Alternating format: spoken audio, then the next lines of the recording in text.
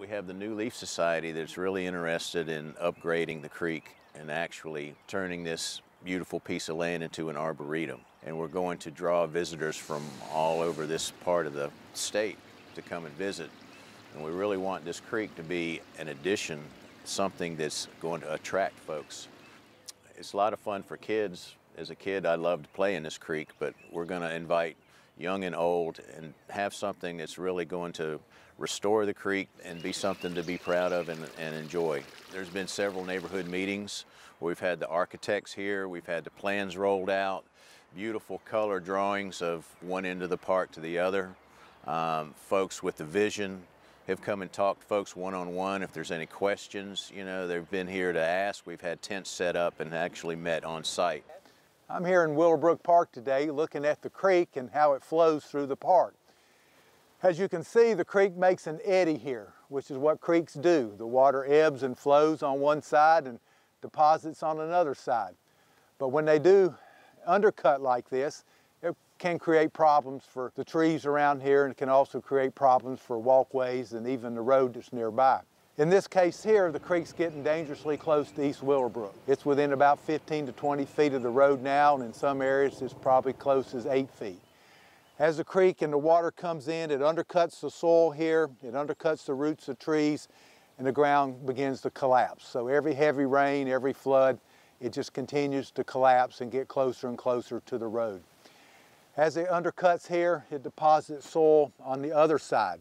So the creek moves, and that's just the nature of creeks. They never stay in one place. They're always moving from one side to the other side. And this is one of the reasons the creek is getting repaired, is because it is undercutting trees, it is undercutting the soil, and it's getting dangerously close to East Willowbrook. We've had a hands-off approach on the creek since we were really noticing all the erosion. So we decided to let the native plants take over, let the root systems develop, and possibly diminish some of the erosion in the creek. And it worked to some degree, but it was not all what we had wanted. What we've got are some invasives that are coming in, and invasives are a plant that will take over a creek system. They're not desirable, they have no aesthetic value, and really not much value for wildlife. And we're going to manage this creek in such a way that we're going to cut down on erosion, and we're going to eliminate the invasives. People see this all the time and don't think twice about it, but it's privet. They line the whole creek. It's a tough plant to eliminate. You're going to have to do some physical work to do that. Actually, the creek is going to be repaired. The erosion will be worked on at the same time that we're going to eliminate the exotic invasives such as privet. When all this goes, all this wild growth in here, open it up. The sight line will be better for security. People can see in the park and look more inviting, more attractive when we get this replanted. Creeks don't stay the same forever. Upstream, we've had a lot of infrastructure and building and impervious surface. So when we have a big rain, this becomes a huge floodway. The creek is very narrow, which channels water and makes it run faster. And a fast creek is going to cause erosion. It doesn't take you long to walk along the creek and see where the banks have been eroding out. Folks might wonder why we're taking trees out. This is a big project, and there's going to be a lot of changes. And part of the changes are some of the trees we've identified are going to be removed as part of the project. This tree that I'm standing at is an example of one that's going to go. If you drive by in your car or even walk by, you're going to look at this big, beautiful oak tree and wonder, why would a tree like this have to be taken out? Now, from the opposite side of the tree, everything is perfect. You ride by in a car, you don't see any problems. But you come around to this side of the tree, and it's really obvious from an arborist's point of view that this tree has some major faults. Well, when you look at trees, you just can't look at the crown of the tree or the top of the tree. They can be very deceptive.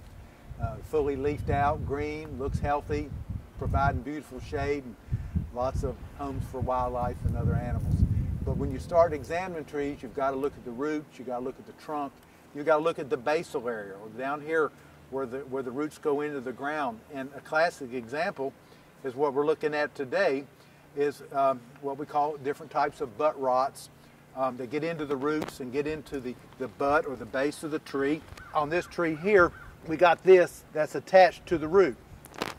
Now this is actually a fungus, and this is a reproductive structure, flower. Think of it as a flower, but this is the way wood rot, wood decaying organisms reproduce. And this structure produces millions of spores, like seeds.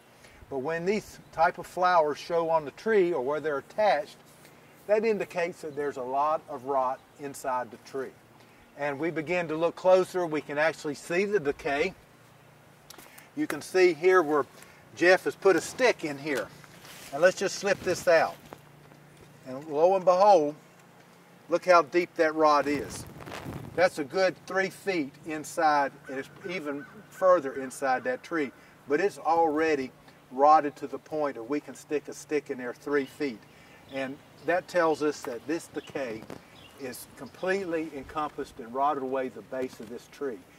That presents a hazard, a very serious hazard, because we've got several tons of heavy wood up here that's hinging on something that's rotted. So a windstorm, ice storm, or really sometimes nothing at all, a tree like this will fall over.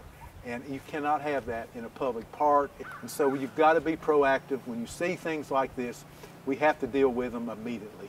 And that's what this project is doing. And we've got many trees in this park that are unfortunately in this condition. It's a factor of age. This tree is probably 85 to maybe 120 years old.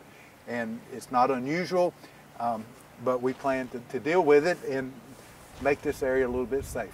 All right, well, from the road as you drive by, this red maple looks healthy and attractive and looks like a good tree, one you'd want to leave in the park. But unfortunately, if we walk around to the back side, the side that you don't see when you drive, that this tree is suffering from an old wound, probably from an ice storm, but there's lots of decay on this left trunk and a complete hollow that very shortly is going to break and fall down. And there's no way we can prune this out to save this tree at all, because that decay continues down into the trunk of the tree and therefore necessitates us having to remove this maple tree. With the trees that we take out, we'll immediately look like we've really made a big impact in the park, and we have. But we're taking out trees that are a danger to the public, and we know that will fail at some point in time. But fortunately, we're going to plant new ones back. In fact, the New Leaf Society is going to be planting 100 new trees back into this park to restore the shade and restore the beauty to this downtown park.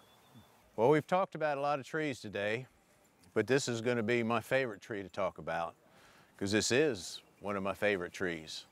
And I'm really happy to say that this tree is going to be preserved and going to become part of the Arboretum. It's a willow oak tree, and it is huge. It's been here for many, many, many years and seen a lot of changes, and thank goodness it's going to be here for many more. And I hope folks will come to enjoy it as much as I do. There's a lot of interest from neighborhood folks. We're looking at changing a little bit of parking so we don't have as much on-street parking. We have designated areas for folks to park. It's going to be real family-oriented. Folks around here that have kids or just like this piece of property are going to love the results. I've been working in this park for 36 years, and I know how loved it is and how the neighborhood is enmeshed with this park. It's part of everybody that's lived here, and you've had folks that have lived here 50, 60 years, you know, and they're looking forward to seeing something beautiful.